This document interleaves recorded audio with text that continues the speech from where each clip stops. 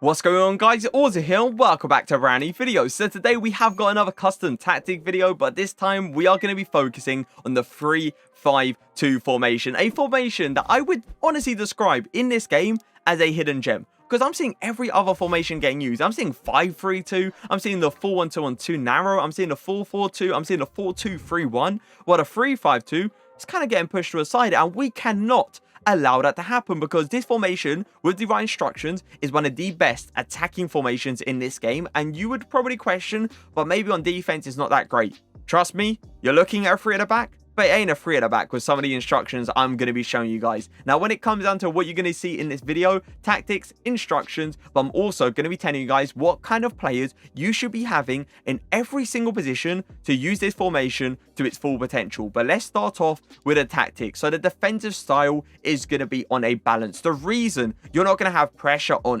anything is simply because the stamina goes down way too quickly and there's simply no need. The reason you're not going to have drop back is because the default line is already in your 18-yard box. Why would you ever need drop back? There's literally no point. If you want to have your defensive line literally having a cup of tea with your goalkeeper, go ahead and do drop back, but just expect to concede a lot, and I mean a lot of long shots. So yeah, just have this on balance. The width is going to be on 40. I feel like 40 width was like the sweet spot in this formation. I tested 50. I felt like it was way too wide. I felt like there was some gaps in the middle, which I didn't really like. I tested 30 to see how low I could go when it comes down to the width, and I felt like it was too, let's say, narrow, and there was just gaps through the line. So yeah, make sure this is on 40. That is very important. The depth is going to be on 50. I have pretty much 50 depth on every single formation. I feel like, once again, it's the sweet spot. 40, there's not that big of a difference between 40 and 50 in this game,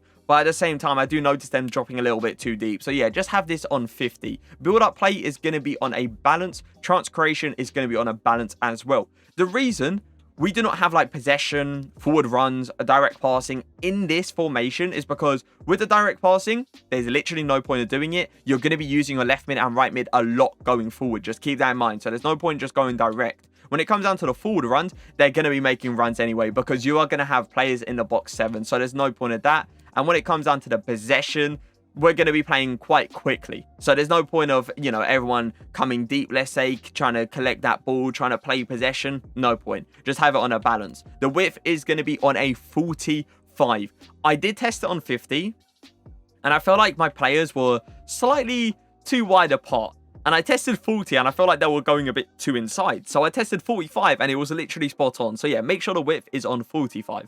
Players in a box, 7. 7 players in the box. If you have this on 5, if you have this on 4, there's not many players getting inside that box. There's not many options that you can do tick-attack play with inside that box. So yeah, make sure to go on 7. Corners, free kicks, both on 1. We still have the issue where 2 players in the defensive line, if we lose the ball for corner, are still so far wide apart. So yeah, you might as well have it on 1 corners, 1 free kicks, so you can defend that as much as possible. I have heard in the new patch, they sorted that out. So this could low-key go up to a 2. Maybe after the patch, but at the same time, it's not that big of a deal. It really isn't. So you might as well just have it, you might as well just keep it on 1, let's say. So when it comes down to the instructions, starting off with a goalkeeper, just default. Come for crosses, they come out into no man's land sometimes, pretty much giving your opponent a wide open goal. Crucial for crosses, I absolutely despise, because what they do, right, is this. They go towards the ball. Even though the ball's right here, they could just stick out hands, They could collect that ball. They don't do that. They go up to it, and then they go, oh, nah, you know what? Cautious for crosses is on. Let me go back towards my goal. It's so irrelevant. It's actually disturbing. So, yeah, just have that on a balance. Same thing when it comes down to the sweeper keeper. They come out into no man's land sometimes. Next thing you know, you're getting chipped for fun. So, yeah, just have that on sweeper. Just have that on default, sorry. Centre-backs. 3 centre-backs, all on stay back while attacking. What kind of centre-back do you need in this kind of formation? Centre-backs has got a good amount of pace, okay? I'm not talking about LAKEY pace. I'm not talking about St. Juice pace. I'm talking about Alaba kind of pace, Eder Militao kind of pace, Nacho Fernandez kind of pace. So not like Sergio Ramos or any of those kind of players. Those players I felt like are a little bit too slow. They can have pretty good physicals and they can obviously have good defending. Just make sure they are pretty quick. So yeah, just have this on all stay back while attacking. Don't have aggressive interceptions. They'll be coming out for fun.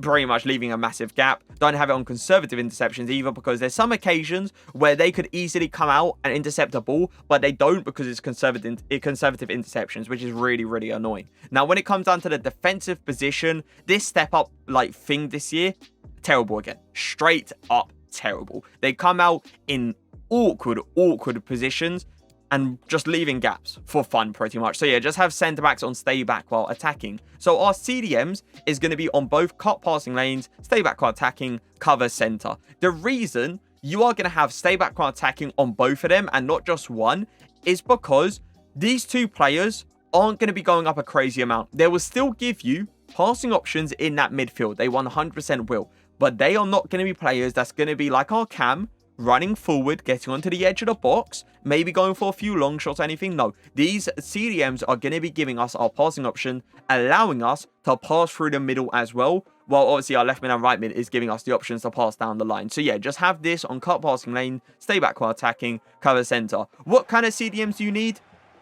CDMs that is okay, I would suppose, going forward. They don't need to be like a Llorente. They really don't. I've got Llorente there because I bought him in my main team. So yeah, it doesn't need to be a Llorente. You could get like a Zakaria. Zakaria is amazing on defense. Not so great going forward, but good enough. So yeah, just have two CDMs that are solid defensively and all right going forward. When it comes down to the left mid and the right mid, we are going to have a comeback on defense, get in the box for a cross, and a get in behind. All those three instructions that I just told you guys are extremely important to make this 3-5-2 formation work wonders. The reason it's on a get in behind is because if, let's say, the middle of the park is crowded, you have a left mid and right mid that's going to be getting in behind consistently. They're going to be getting in behind that left back. They're going to be getting in behind that right back. And next thing you know, you may have a wide open opportunity to go for a cross, or you may be just getting in behind and, you know, you could cut it back from there or just RBA across. It's simple as that. But yeah, this left mid and right mid, they're getting behind a decent amount. Now, when it comes down to the comeback on defense,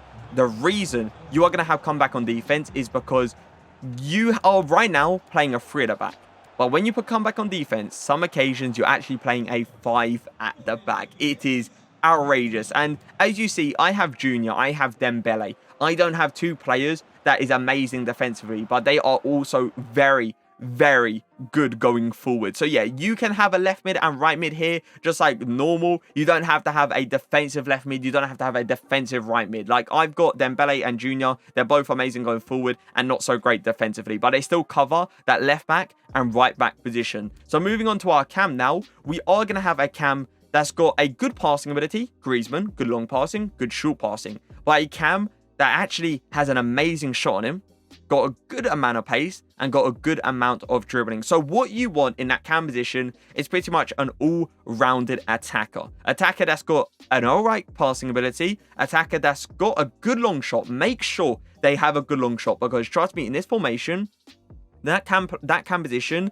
is sitting on the edge of the box the majority of the time. And for me, I've got Griezmann. Left foot, finesse shot trait, you best believe that thing is going to be flying into the back of the net. So the instructions are just going to be simply on default. You don't want anything special. Don't put stay forward, because this Cam sometimes comes back, not all the time. You can put it on a comeback on defense, but then you're just pretty much screwing your attack. You really are. So yeah, just have it on a default. Now, when it comes down to our strikers, we are going to have a stay forward on both of them. Stay forward is very important. You do not want these guys coming back. You really don't. Stay forward is just allowing us to pretty much go for those quick counter attacks. Trust me, that left mid and right mid, they do drop deep into the left back and right back position, but they don't go all the way. They really don't. They do sit quite high up sometimes. So what you'll be allowed to do is pretty much have the ball with your CDM, pass your Cam. You may want to go out wide, and one of your strikers will probably be making a run down the line as well, and you just through ball him. Next thing you know, you got yourself a crazy quick counter attack. You could have getting behind, but what I found with getting behind in this game is if your opponent is parking the bus, getting behind is the most annoying thing, because they pretty much run offside for the sake of running offside. So please don't put getting behind. Just don't. For me, it doesn't work out, but I guess if you really want it to, just go ahead and do it. You know, who's going to really stop you? So yeah, that is going to be it for the 3-5-2 formation. For me, it's one of the best attacking formations in this game, and if you put these instructions, these exact instructions, you'll make this formation really, really good on defense as well. But if you guys are going to try out this formation with the instructions and the tactics, let me know how it goes in the comment section. Let me know if it brings you up to that next level. And if you are going to use it in champs, let me know what you ended on. But I hope you guys did enjoy the video. If you did, make sure to leave a like, make sure to leave a comment. But for now, peace.